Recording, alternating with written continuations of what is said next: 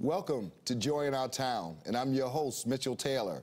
Today, our subject and topic is education, and specifically workers' education. And I'm so proud and excited to have one of the most, I don't know how I can describe it, but he has the most information about worker education that you can find anywhere on this planet. He's a professor, he's a doctor, he's a president, he's a CEO, he's a father, he's a husband, he's a great man, a great practitioner in this city. I want you to welcome Dr. Joseph McDermott. Thank you so much for coming to Joy in Our Town. Well, before we get into the questions I have for you, can you just tell us a little about your organization? It's 25 years we've been trying to get money from government and to get people gathered around, partners like yourself, to help workers. Simply enough to help workers. Help workers keep their job, or get a better job, or get a job if they don't have one.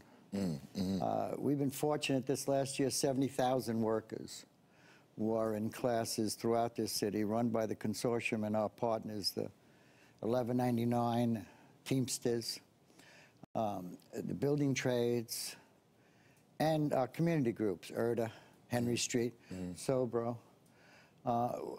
We are lucky that when a worker comes to ERDA, or when a worker comes to the Teamsters, they're welcomed. It's hard if you're a worker to go back to school. It's hard for you if you're a worker and you need to know more and don't know how to get that help.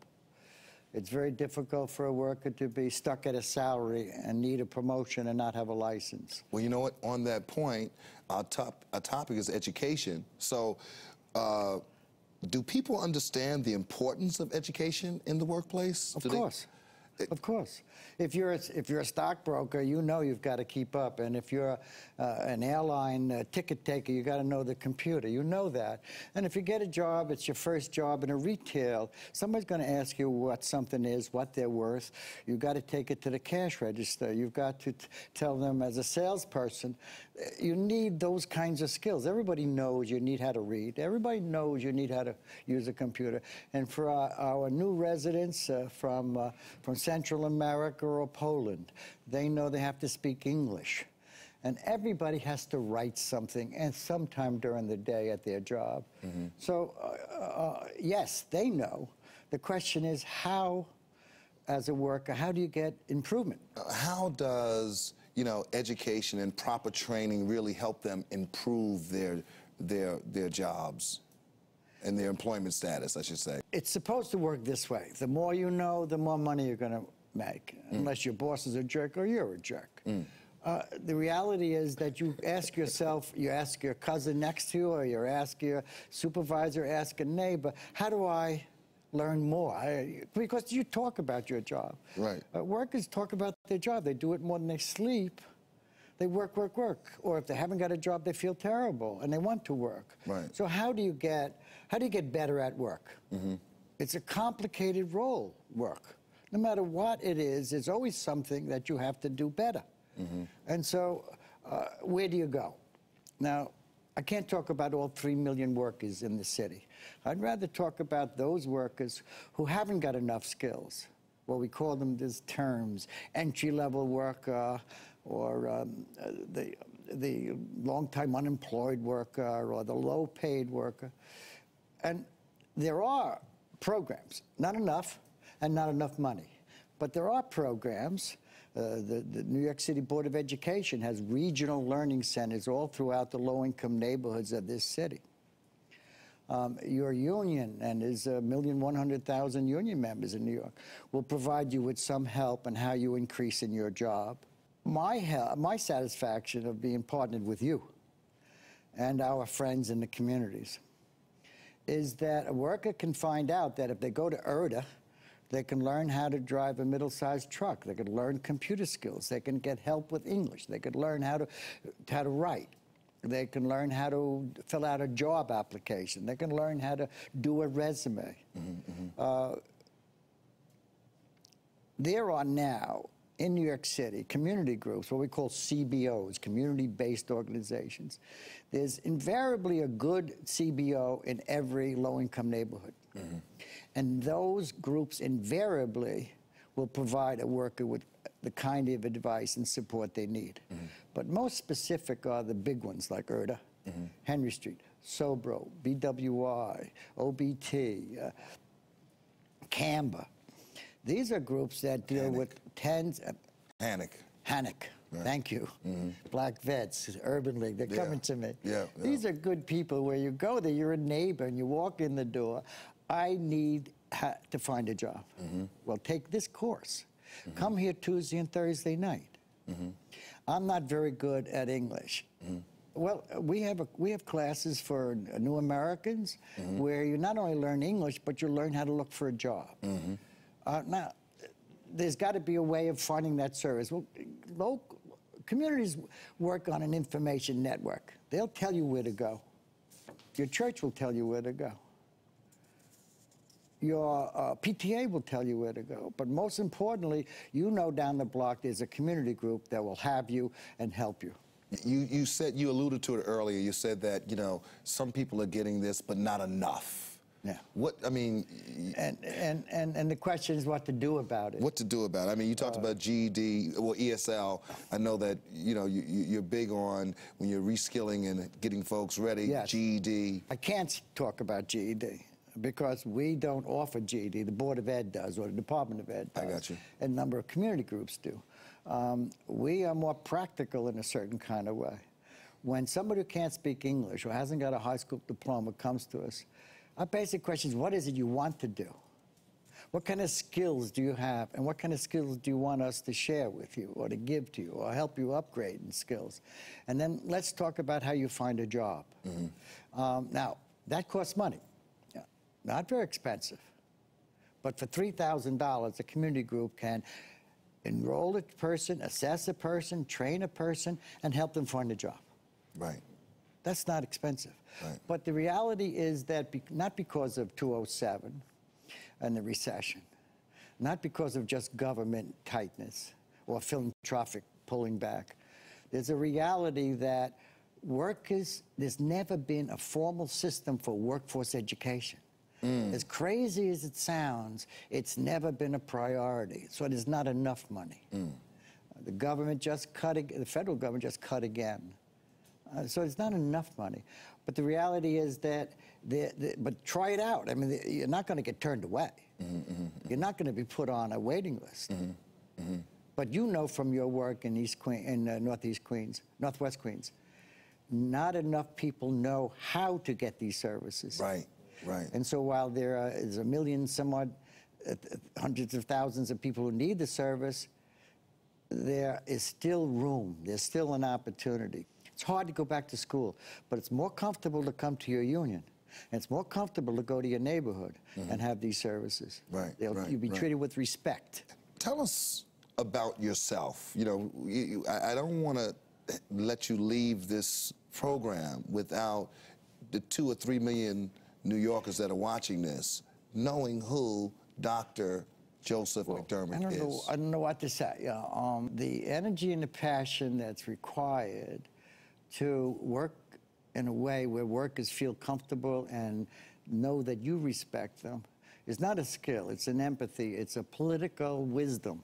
And I've always been fortunate from teaching in the university and working for the Teamsters, and now with our group working with you. I've always been fortunate to be in a place where my passion has been returned. My passion that when I hear somebody who got a job or somebody comes out to me and said, my daughter can go to college now because of what you did, that's a love affair. Right. And so I'm fortunate to be able to go to work, feel guilty because I don't get enough done, right. Be angry at the failures, and then go to work and feel good about the people I'm working with that turn it back on. When a worker has good work and gets paid decently and feels secure, there's a victory, an enormous victory that is not seen in our society as a warfare. But we are at war to help workers, what do I say, add to the economy, add to the marketplace, add to their family benefits, add to their ego, their self-esteem. You know, you've been known in circles as a hero and a champion for the working population in trying to help folks get jobs, get better jobs, retrain, reskill. What are some of the milestones you've been able to overcome, and how have you, along with Consortium for Workers' Education, been able to make a difference? My colleagues and I have been together a long time. After 9/11, the government gave us a lot of money to help heal the tragedy, and we were able to help businesses stay in business by giving them wage subsidy. We got thousands of jobs for people who, by asking the business community help a 9/11 worker that got laid off. And that was great. We did that for 3 years.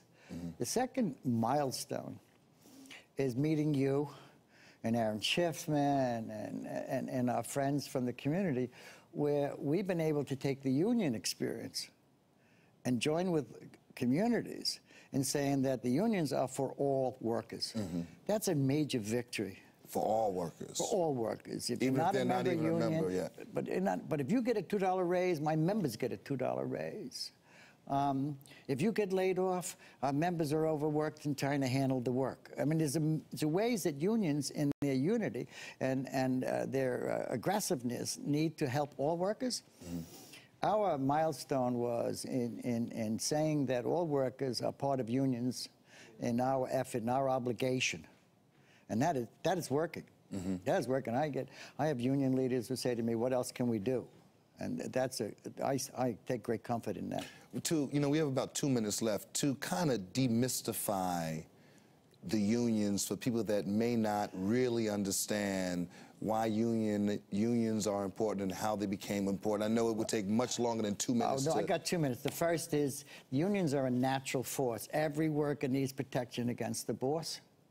Every worker needs a guarantee of a contract, of fairness. And so unions, as a natural force, are necessary. Well, let me ask you this, because our topic is education.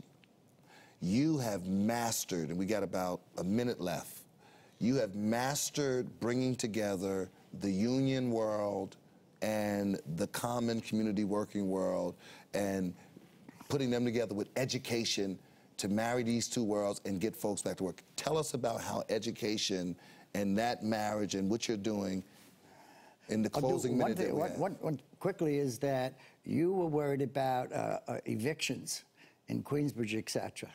And you got some money to work with the staff of the Housing Authority on those evictions. Those people were members of the Teamsters Union. So you sat down with the Teamsters Union and their members, who are staff, and helped work on those evictions. That is the kind of things I daydream that 1199 and their members, who are healthcare workers, work with local neighborhoods around healthcare services.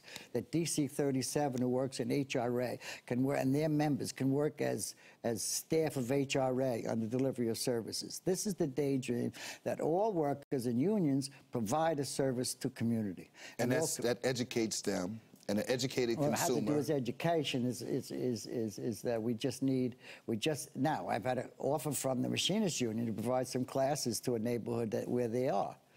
I mean, that's wonderful. Right. We just got to keep adding those kinds of activities. Wow. Well, that's good. One thing is true, is that in order for a worker to move up the ladder, they need education. They need to be reskilled, get more skills so they can make more money. Look into that camera and tell 2 million New Yorkers your last words in 15 seconds. You have to be smart. Work dominates your life, so you have to figure it out. You have to know who makes the decisions. You have to know what skills you need. Then you've got to go foster those skills any way you can. As difficult it is to go back to school, you've got to find a place to do it. Or you've got, in terms of your own head, got to think of how this work is working. And how do you get better at it? You've got to be tactile about tasks. And I got to say that you also, as a good colleague and a good worker with others, you're going to find success in that area. Education is a matter of just living. You have to know a computer. You have to know how to read. You need a new vocabulary. You need to figure out charts and graphs. You need to be able to write a letter. and work on that letter. I mean, it's self-education, but there's formal education. Right. Fortunately, it's not as formal as I'd like, but it's available to you through your union, pardon me, and through the neighborhood. Excellent. Well, listen, thank you for watching Join Our Town. We'll be right back.